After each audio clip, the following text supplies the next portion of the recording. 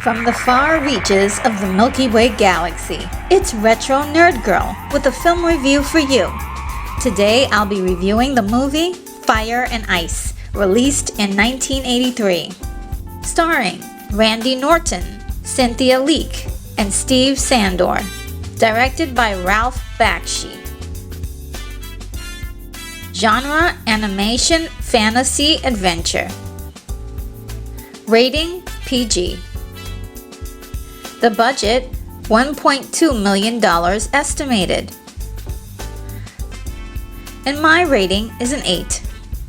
The synopsis is: this is a sword and sorcery chronicle of the downfall of an evil ice queen, Queen Juliana, and her demented son and ruler of Ice Peak, Necron. One wages war on the land, and the other seek to secure the future of the throne with a royal heir. Enjoyment. This is a film I never got the pleasure of watching when it came out.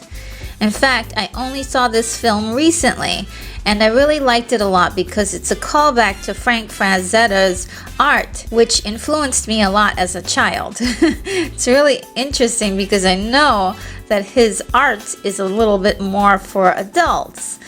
At the time in the 70s and 80s, but it was regularly featured in the comic book magazine Heavy Metal. This film is like imagining what his wonderful fantasy illustrations would look like if they actually came to life.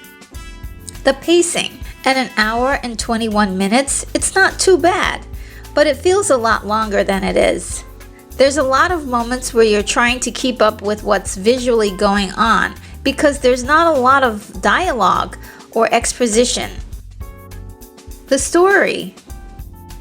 In 1982, when films like Wizards, The Beastmaster, and Conan the Barbarian became popular, director Ralph Bakshi thought it would be a great opportunity for him to work with his friend and fantasy illustrator Frank Frazetta.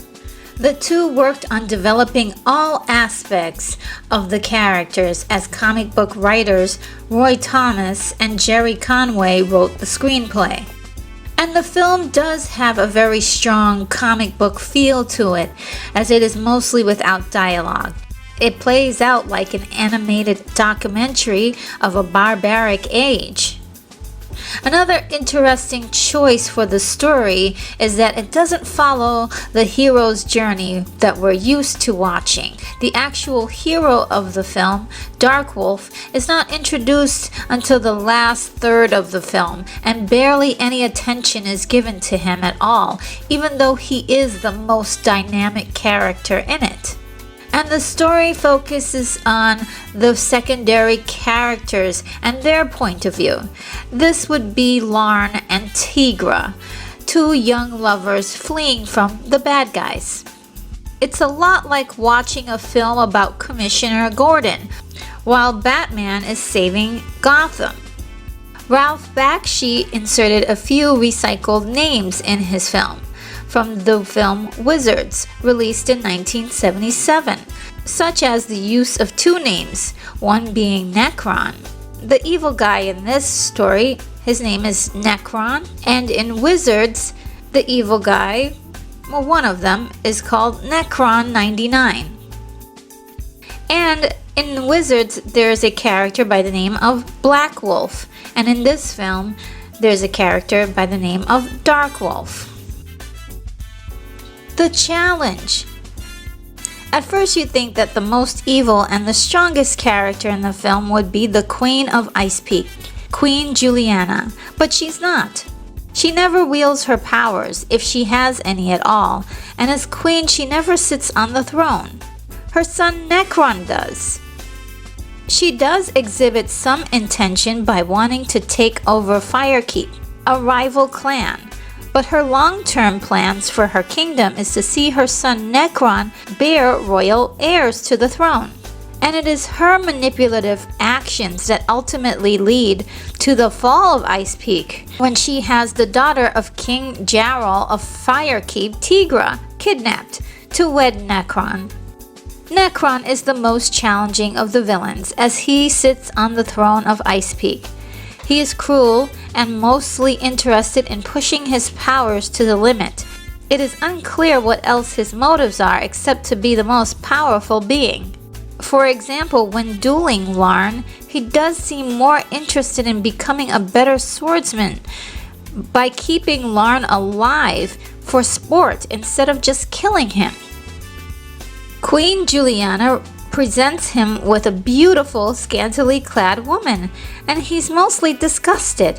He is only interested in her once he knows it will taunt his enemies.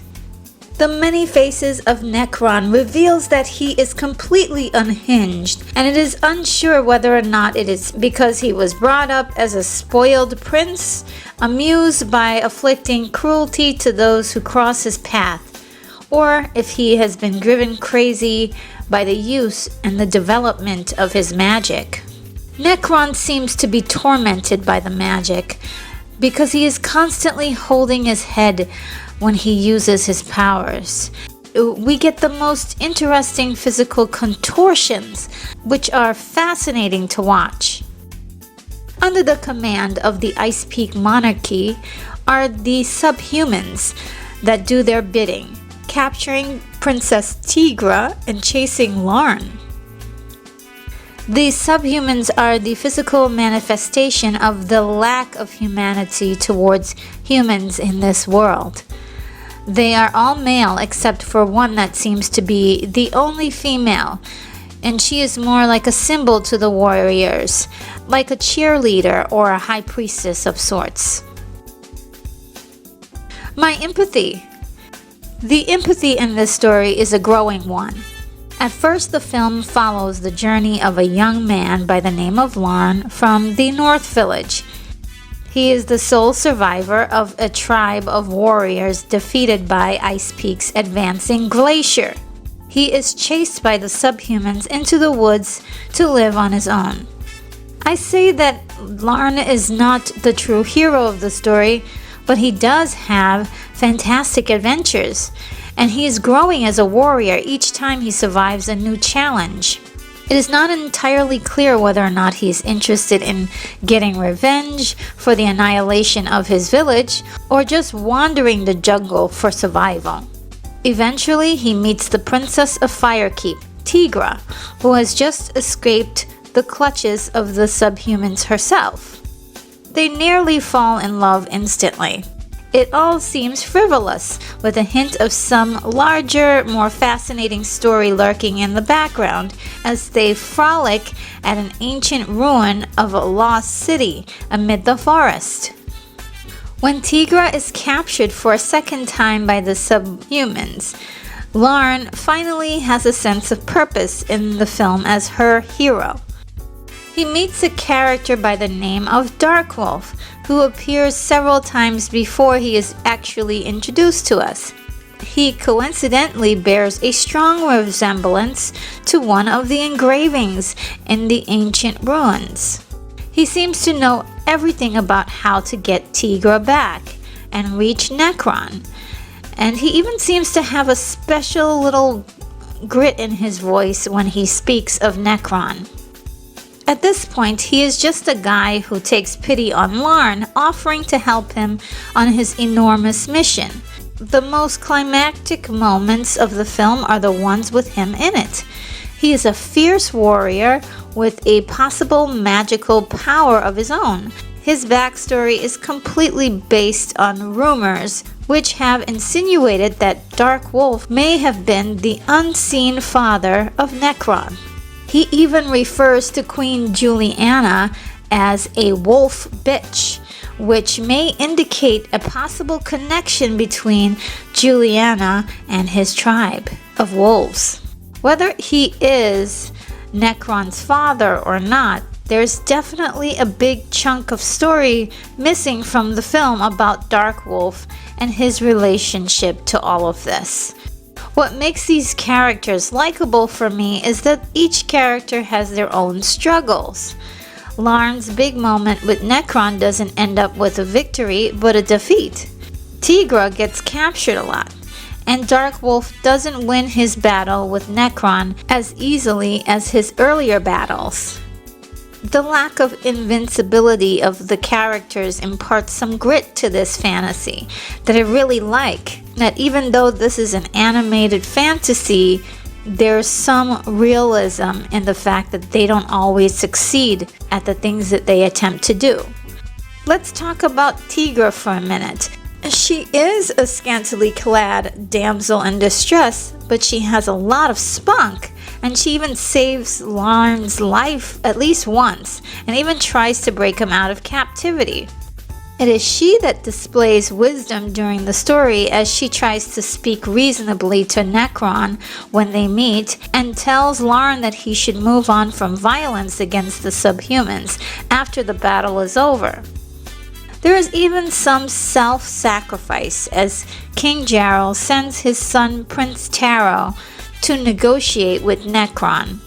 They both know that it's a mission that is actually pretty much a death sentence. The technical.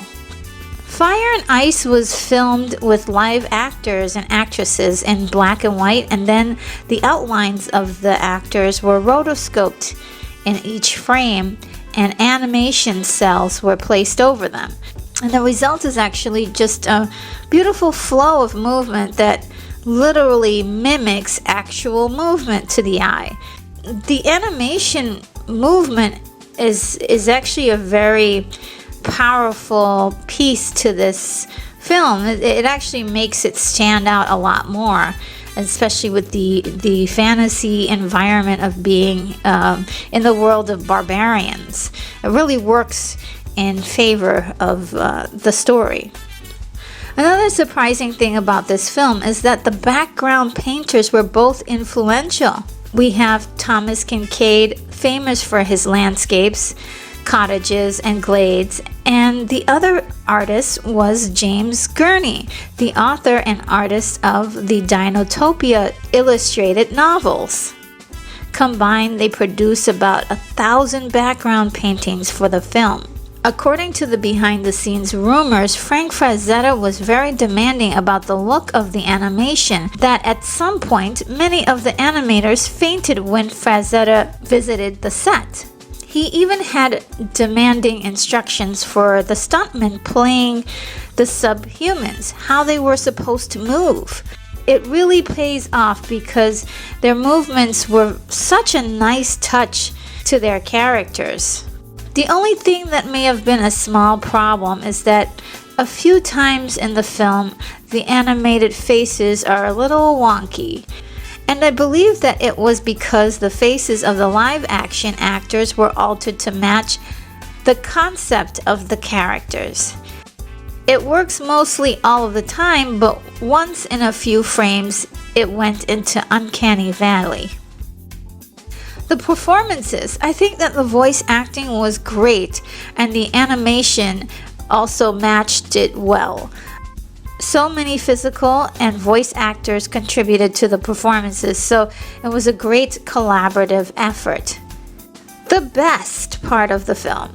Well, any scene with Darkwolf in it was pretty amazing. He's just such a dynamic character, full of energy, that you can't keep your eyes off of him when he's on screen. But I also found that the animation style, the movement in particular, to be enthralling in the film. I just love looking at the animation for this film. It's just so beautiful and captivating. My wish list. I would have loved the incorporation of Darkwolf's story in this film.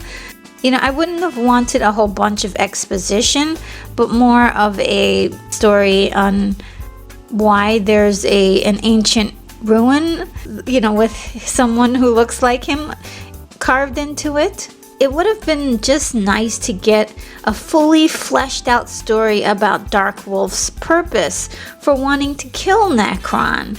It just had a lack of storytelling in that particular portion of the film, and it needed it so badly. I think it would have elevated the film quite a bit. The ending. I absolutely love the ending. The passing of time for the film is about 3 days, possibly 4, and the story starts with Lauren's village being destroyed And Dark Wolf says that for 3 days and for 3 nights, Necron's glacier has been wiping out everything in its path. And at first you think that the battle between Larn and Necron will end the story, showing you how he's grown as a warrior, getting revenge for the loss of his people and the capture of his new girlfriend. But no, it's actually the battle between Dark Wolf and Necron that ends the film. And boy, is it exciting. Dark Wolf is the man. What a wonderful character and the true hero of this film. In summary, what I really liked about this film is that it feels so realistic in its animated movement. Sure, there are a few uncanny valley moments, but the style of this film really triggers the imagination and makes me want to pull out my old sketchbook again and doodle up some warrior princess and a slave boy for her to rescue. I'm still a very big fan of Frank Frazetta's work, and his vision for this film was such a big thrill for me. It's just amazing. It's almost like seeing one of his illustrations come to life. And it reminds me of those old days thumbing through Heavy Metal magazine and seeing his mesmerizing work. And my appreciation for the art is mainly where my enjoyment lies.